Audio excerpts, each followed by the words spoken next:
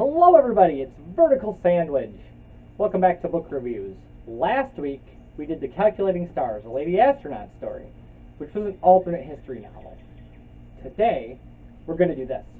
Boom! Oh, you can't see. Meow! PKD! Raw! The Man in the High Castle by Philip K. Dick. Another alternate history book. I knew that was sitting on the table. See, that's why I did the teaser, maybe another alternate history at the end of the previous... Now you get it. I mean, this is the 30 seconds has passed for me since the last review. See, that's how this works. So I know we've talked about Philip K. Dick before with Ubik, which is hands down my favorite Philip K. Dick book. It's so good. A close second is probably Do Androids Dream of Electric Sheep is really, really good. Blade Runner is as good, but different. But Do Androids Dream of Electric Sheep it's worth a read. And there are other things, like you can seriously, I mean, you can just read any Philip K. Dick book. You can just pick up any Philip K. Dick book and just be like, oh, and if you're not Joe Walton, you don't hate him. Because they're just fun, good reads. But Man in the High Castle this is the award-winning crowning achievement of Philip K. Dick. This is his, like the gods, this is his equivalent of Asimov's, like the gods themselves, right? Or, I don't know, yeah, I mean, and here's the thing, is, I read The Man in the High Castle late, and here's the thing, if you already like Philip K. Dick, but you haven't picked up Man in the High Castle, brace yourself, it's unlike kind of anything else he wrote.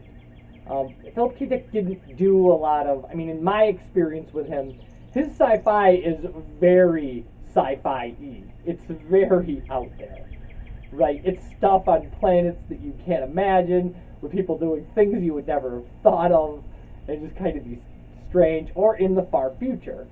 And this isn't. This is set in 1962. So, there you go. And a relatable 1962. So, let's read the back cover. So it's America in 1962. Slavery is legal once again. The few Jews who still survive hide under assumed names. In San Francisco, the I Ching is as common as the Yellow Pages. All because some 20 years earlier, the United States lost a war and is now occupied by Nazi Germany and Japan. This harrowing Hugo Award-winning novel is the work that established Philip K. Dick as an innovator in science fiction, while breaking the barrier between science fiction and the serious novel of ideas. In it, Dick offers a haunting vision of history as a nightmare from which it may just be possible to wake. Yeah, okay. But by the way, Philip K. Dick, who died in 1982, wrote 121 short stories and 45 novels. So you can read whatever you want. You can, you want to read some Philip K. Dick short stories? Take a month off and do it. 3 a day. 3 a day, it would take you a month. 4 a day, it would take you a month. All right. So everybody knows I love Philip K. Dick. Philip K. Dick stuff is a treat. There's only one science fiction author that I'm going to get more kind of antsy talking about, and he didn't win any Hugo Awards, but we'll get there. So yeah. So the idea of this is that the United States lost World War II. The East Coast is controlled by the Nazis. The West Coast is controlled by the Japanese. And then in the middle, there's kind of like this carved-out rump state that is ostensibly like the United States, but it's kind of like Vichy France, right? Like where it's got an established kind of, what do I want to say here? Like a sympathetic government, an installed, it's there. And we will. So we'll just read a bit of this, and I'll talk about what I think of it and how it goes, right? It had been a terrible 2 weeks for Mr. Baines. Which, by the way, I just opened this and saw, a headline in the middle of the page and was like, I'm reading that page, I'm reading here. It had been a terrible 2 weeks for Mr. Baines. From his hotel room, he'd called the trade mission every day at noon to ask if the old gentleman had put in an appearance. The answer had been an unvarying no. Mr. Tagomi's voice had become colder and more formal each day. As Mr. Baines prepared to make his 16th call, he thought, sooner or later they'll tell me that Mr. Tagomi is out, that he isn't accepting any more calls from me, and that will be that. What has happened? Where is Mr. Yatabe? He had a fairly good idea. The death of Martin Bormann had caused immediate consternation in Tokyo. Mr. Yatabe, no doubt, had been en route to San Francisco. a day or so offshore when new instructions had reached him. Returned to the home islands for further consultation. Bad luck, Mr. Baines realized, possibly even fatal. But he had to remain where he was, in San Francisco, still trying to arrange the meeting for which he had come. 45 minutes by Lufthansa rocket from Berlin, and now this. A weird time in which we are alive. We can travel anywhere we want, even to other planets. And for what? To sit day after day, declining in morale and hope, falling into an interminable ennui? And meanwhile, the others are busy. They are not sitting helplessly waiting. Mr. Baines unfolded the midday edition of the Nippon Times and once more read the headlines. Dr. Goebbels named Reich's chancellor. Surprise solution to leadership problem by Partei Committee. Radio speech viewed decisive. Berlin crowds cheer. Statement expected. Göring may be named police chief over Heydrich. He reread the entire article, and then he put the paper once more away, took the phone, and gave the trade mission number. This is Mr. Baines. May I have Mr. Tagome? A moment, sir. A very long moment. Mr. Tagome here. Mr. Baines took a deep breath and said, Forgive this situation, depressing to us both, sir. Ah, Mr. Baines. Your hospitality to me, sir, could not be exceeded. Someday I know you will have understanding of the reasons which caused me to defer our conference until the old gentleman... Regretfully, he has not arrived. Mr. Baines shut his eyes. I thought maybe since yesterday. Afraid not, sir. The barest politeness. If you will excuse me, Mr. Baines, pressing business. Good day, sir. The phone clicked. Today, Mr. Tagome had rung off without even saying goodbye. Mr. Baines slowly hung the receiver. I must take action. Can wait no longer. So there's a little bit of stuff to unpack there. Like, I mean, again, I didn't even know. I just wanted to read the thing about Goebbels becoming the Reich Chancellor and stuff, because, like, Hitler lives, right? So, like, it's like the 60s, and Hitler's sick. Like, there's a struggle, there's, like, a power struggle in the Nazi leadership, and, like, Goebbels is involved, and Goering's still alive. I find it ridiculously unlikely that Goering would have made it into the 60s. Like, knowing what I know about World War II, Goebbels, yes. Yeah, Goebbels was, like, he rock solid, absolutely, but, like, Goering was the kind of guy that once the war kind of finished would have started eyeing Hitler's seat. Like, that's my opinion. It might not be, I don't know, maybe some historian's going to pop on here and be like, are you kidding? Like, but I don't know why that's a historian voice. So, there's a lot to unpack here. Kind of the idea of the way American businessmen have had to learn how to speak, like, to Japanese businessmen in a way that kind of, you know, integrates the politeness of traditional Japan and kind of the work ethic of traditional Japan. This guy's called 16 times. He's waiting for, you know, this venerable gentleman. And the book is a lot of that. And that's the thing, is when you're used to Philip K. Dick doing things like not letting you know what the rules are, something like this reads like, it reads slowly. It reads long-winded, where you're just like, when are things gonna get weird? Like, how is, you know, yeah, there's a lot of stuff going on here, and there's a lot of stuff hinted at but never discussed, like what the Nazis did to Africa. Where they just go like, yeah, it's a shame what the Nazis did to Africa, and you just go like, oh my god, what did they do to Africa? Like, and Philip K. Dick is very good about going like, listen, we all know. Like, we all know who the enemies were and how this works, right? That, like, what you end up with is an East Coast with a group of people who are bent on kind of this kind of racial discipline and kind of cult of personality, and then on the West Coast, if I said the West Coast before, I'm talking about the Nazis.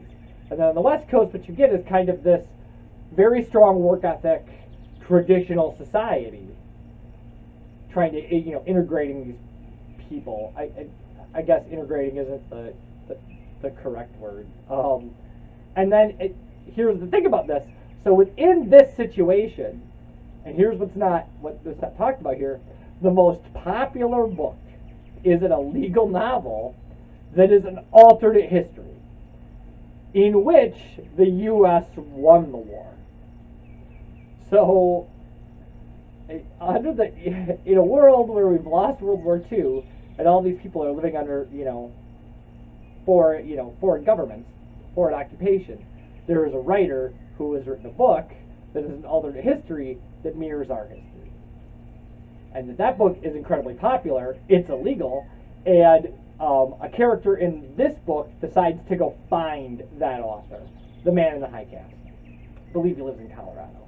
And the thing about that is that's where Philip K. Dick comes into this, right?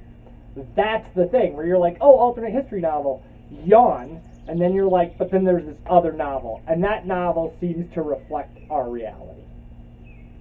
And you just go like, well, what's going on here? And the answer is Philip K. Dick is what's going on here. Like, and when you go like, oh, I don't understand. Like, when is this going to become a Philip K. Dick novel? The answer is the last 50 pages. Like, when you get to the end of this, you're going to go, oh. And, like, I'm not going to spoil this book for you, but it should be read. And I know there's a thing that I should say about this. I know that there's, like, an Amazon series about this book, or, like, based on this book, and I can't imagine it's closely based on this book at all. Because it really, you couldn't put together a trailer of action sequences out of this book, right? You would end up with a trailer of very human moments. But yeah, so The Man in the High Castle, an alternate history novel about an alternate history that's obsessed with an alternate history, is a very Philip K. Dick thing to write. But the thing about that is that Philip K. Dick doesn't write it in a very, I can't say Dickensian way because that's already taken. I don't know. A Philippian way? That's probably already taken as well. Anyway, in his own style, this is a vast departure. This novel is far lower energy than a lot of stuff he wrote. It has, it's slower paced. It's like hyper realistic about kind of this alternate history, and then just sets you up to go off the rails spectacularly.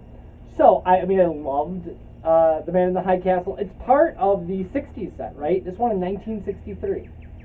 So this is part of the 60s list that I always rant about.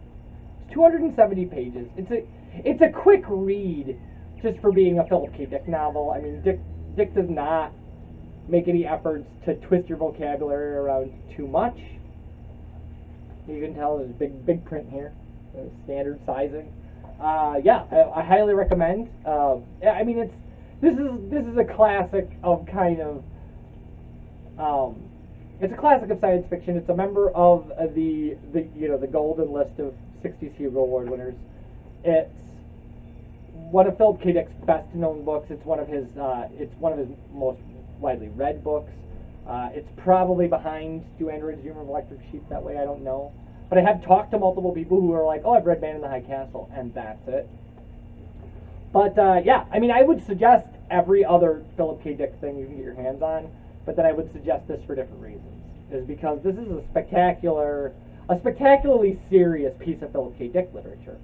And it passes the test on every kind of way. It just does. The characters are very muted and believable, but and then the plot line is not filled with miracles and strangeness until suddenly it is. And then you just go, oh, well, that's a thing. That's a thing. That's a thing. And yeah, so Man in the High Castle. Read it. Just read it. It was great. I give it 7 electric sheep out of 7. I give it 9 Blade Runners out of 9. I give it a Scanner Darkly and 2 Minority Reports. These are not, those are the movies that are because it lists Total Recall, and Total Recall was titled They Sell Dreams for Wholesale, don't they? I think. It may be just They Sell Dreams for Wholesale. So anyway, yeah, Philip K. Dick. Everything, like, he's just there. He's just a guy who has made his impression on science fiction the same way Gene Roddenberry did, right? by like just taking and making inherently adaptable things. That like, or George Lucas, where you just go like, you know George Lucas because of Star Wars, you know Gene Roddenberry because of Star Trek, and you know Philip K. Dick because everything he wrote became a movie. You know, like Blade Runner, Total Recall, what else? Scanner Darkly. I actually saw in theaters. Scanner Darkly. Yeah. Minority Report. Yeah. So Philip K. Dick, Man in the High Castle. Good deal. I approve. So I'll see you next week when we do something that wasn't written by Philip K. Dick because this is the only one he won. See you guys for that. Bye, everybody.